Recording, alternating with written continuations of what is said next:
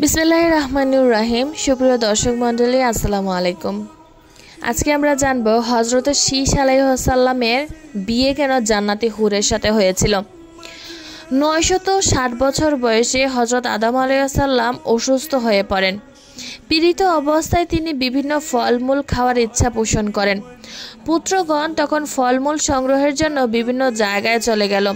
শুধুমাত্র শীস আলাইহিস সালাম পিতার সেবা যত্নের জন্য পাশে ছিলেন। অন্যান্য পুত্রদের ফল আনতে দেরি দেখে হযরত আদম আলাইহিস সালাম পুত্র শীস আলাইহিস সালামকে বললেন, তুমি অমুক পাহাড়ে গিয়ে দোয়া করো, তাহলে তোমার দুয়ার বরকতে আল্লাহ পাক আমার জন্য ফলমূল পাঠিয়ে দেবেন। হযরত শীস আলাইহিস সালাম বলেন, হে পিতা, আপনি দোয়া করলে আল্লাহ আপনার দোয়া কবুল করবেন এবং ফল পাঠিয়ে দেবেন। হযরত আদম আলাইহিস সালাম বললেন, গন্ধম খাওয়ার কারণে আমি ফলের জন্য আল্লাহর দরবারে হাত তুলতে লজ্জাবোধ করছি। পিতার কথা মতো শীস আলাইহিস সালাম আল্লাহর দরবারে হাত তুলে দোয়া করলেন।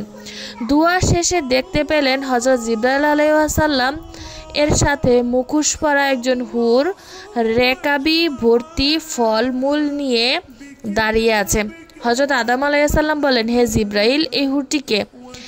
জিবরাইল আলাইহিস সালাম তখন বললেন, আল্লাহ পাক জান্নাত থেকে এই হুরকে পাঠিয়েছেন শীস আলাইহিস সালামের স্ত্রী হিসেবে, কেননা শীস ব্যতীত আপনার সকল সন্তানে জোড়ায় জোড়ায় সৃষ্টি হয়েছে।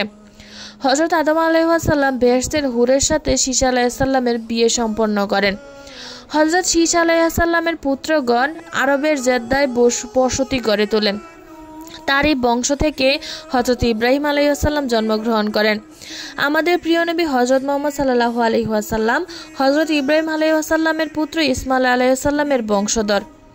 হযরত আদম আলাইহিস সালামের মৃত্যুর পরই হযরত ইব্রাহিম আলাইহিস সালাম জান্নাত থেকে মূল্যবান কাপড়, সুগন্ধি দ্রব্য এনে হযরত শীস আলাইহিস সালামকে গোসল এবং দাফন কাফনের পদ্ধতি বলে দেওয়ার পর জিবরাইল আলাইহিস সালামের নির্দেশ মতো শীস আলাইহিস সালাম তা সম্পন্ন করেন।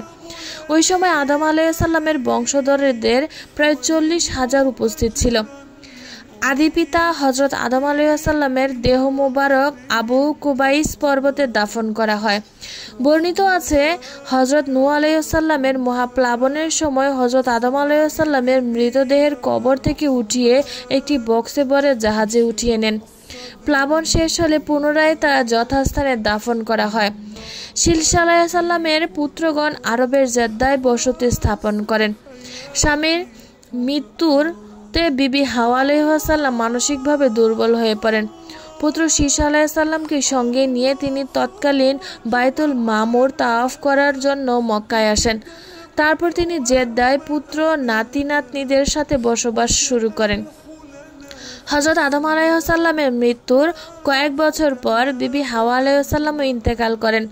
তাকে জেদ্দাতেই দাফন করা হয়। হযরত শীস আলাইহিস সালাম এবং তার হুর স্ত্রী কবর ভারতের অযোধ্যার ফাইজাপুরে অবস্থিত। যেহেতু হুরদের মৃত্যু নেই, তাই ওনার স্ত্রী এখনো জীবিত আছেন, তবে তার পার্থিব কবর রয়েছে হযরত শীস আলাইহিস সালামের কবরের পাশেই। তথ্যসূত্র হচ্ছে তাফসিরে মারিফুল কুরআন, তাফসিরে জালালাইন বাংলা সার, মেশকাত শরীফ বাংলা সার এবং কাসাসুর আম্বিয়া।